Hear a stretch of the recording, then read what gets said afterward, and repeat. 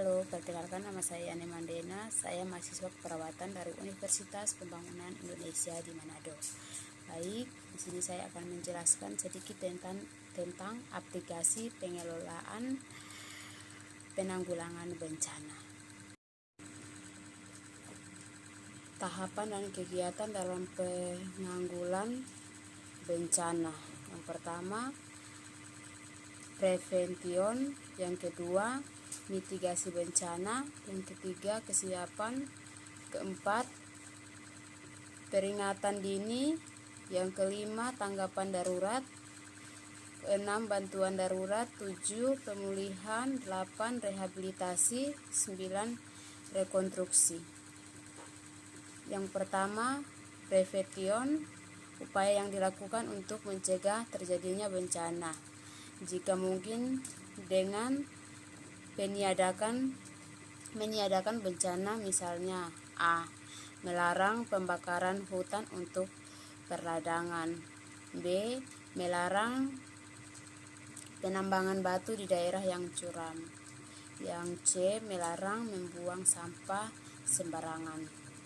Yang kedua, mitigasi bencana, upaya untuk mengurangi risiko bencana dan untuk mengurangi dampak bencana. Bentuk mitigasi adalah 1.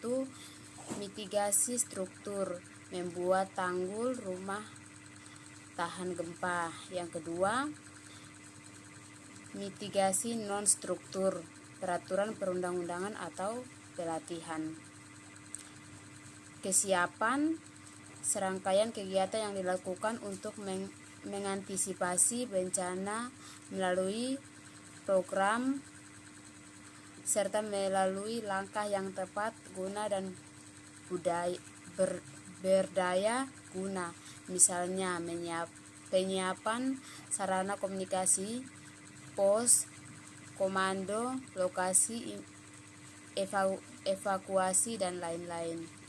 Yang keempat, peringatan dini, serangkaian kegiatan pemberian peringatan segera mungkin kepada masyarakat tentang kemungkinan terjadinya bencana pada suatu tempat oleh lembaga yang berwenang.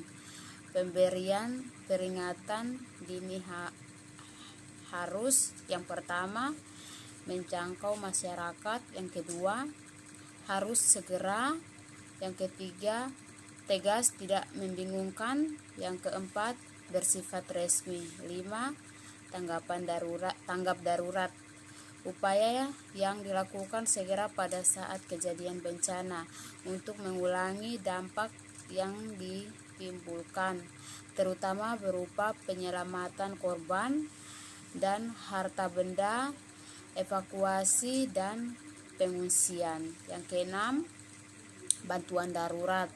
Bantuan darurat merupakan upaya untuk memberikan bantuan berkaitan dengan pemenuhan kebutuhan dasar berupa yang pertama pangan, yang kedua sandang, yang ketiga tempat tinggal sementara, yang keempat kesehatan, sanitasi dan air, yang ketujuh pemulihan.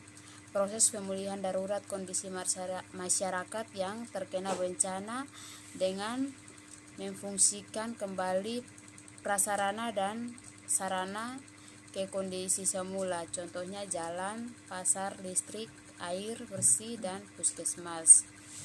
Yang kedelapan, rehabilitasi. Rehabilitasi adalah perbaikan atau pemulihan semua aspek pelayanan publik atau masyarakat sampai tingkat yang memadai pada wilayah pasca bencana dengan sarana utama untuk